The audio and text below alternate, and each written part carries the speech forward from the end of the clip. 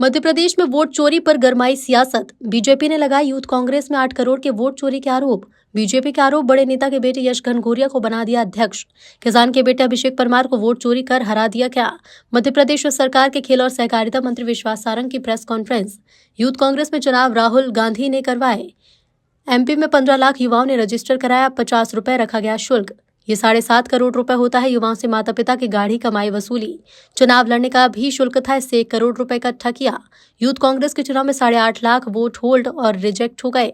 ये वोट राहुल गांधी ने चोरी कर लिए, कांग्रेस के वोट चोरी किए। 18 से 35 साल की उम्र तक के युवा पार्टिसिपेट कर सकते थे। संतोष सिंह विदिशा जिले में रहते हैं, इनकी उम्र 44 साल।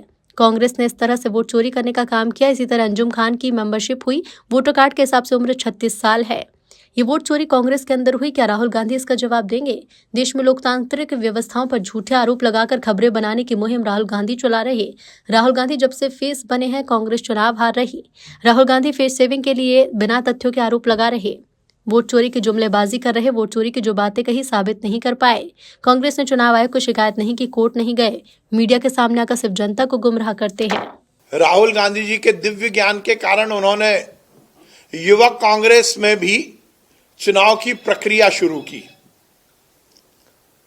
और यह बात भी सही है, उसका बड़ा ढोल बजाकर प्रचार किया गया। कांग्रेस में लोकतांत्रिक व्यवस्थाएं हैं, इसको स्थापित करने के लिए राहुल गांधी जी ने युवक कांग्रेस के चुनाव करवाए। यदि मध्य प्रदेश युवक कांग्रेस के चुनाव की बात करूं मैं, तो जो उनकी ऑफिशियल साइट है IYC इंडियन यूथ कांग्रेस की, उसके हिसाब से मध्य प्रदेश में युवक कांग्रेस के चुनाव में लगभग 15 लाख युवाओं ने अपने आप को रजिस्टर किया। और जोरदार बात यह है कि जिनको रजिस्ट्रेशन होना था उसकी शुल्क भी था। 50 रुपए के हिसाब से उनसे शुल्क लिया गया। ये लगभग 7.5 करोड़ रुपए होता है। और उसके साथ साथ 15 लाख युवाओं ने पंजीयन किया।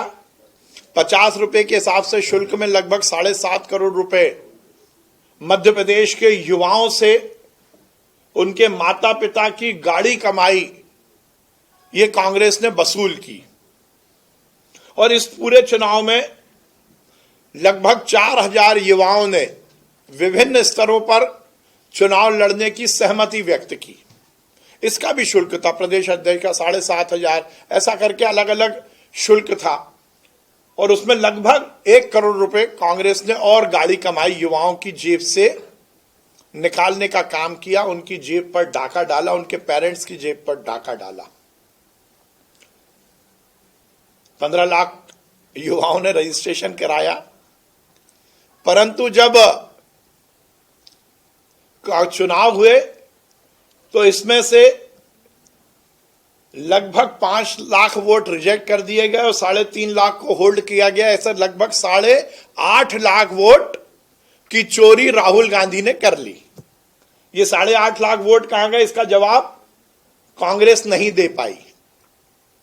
कांग्रेस के वो युवा जो चुनाव लड़ रहे थे उन्होंने गुहार लगाई, परंतु उन्हें इस बात की कहीं जानकारी नहीं मिली।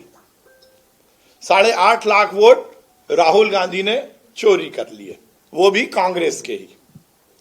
6.5 लाख लोगों ने मतदान किया और उसमें से जो सामने रिजल्ट आया उसमें जबलपुर के यश घनघोरिया जी चुनाव जीते, भोपाल के अभिषेक परमार जी दूसरे नंबर पर रहे, ऐसे ही देवेंद्र सिंह दादू, शिवराज यादव, ये पूरी लिस्ट मेरे पास है। ये पूरा हिसाब भी लगभग 6.5 लाख वोट का ही है। मुद्दा यहीं तक नहीं है। 7.5 करोड़ रुपए का घपला तो पहले कांग्रेस ने किया। मध्य प्रदेश के युवाओं की और उनके अभिभावकों के पैसे पर डाका डाला, और जो नियम था उसके तहत कांग्रेस के युवक कांग्रेस के चुनाव में जो पार्टिसिपेट कर सकते थे, जो हिस्सा ले सकते थे, उसकी उम्र 18 से 35 वर्ष थी। ये मैं उसी वेबसाइट से निकाला है, उनकी जो ऑफिशियल वेबसाइट है।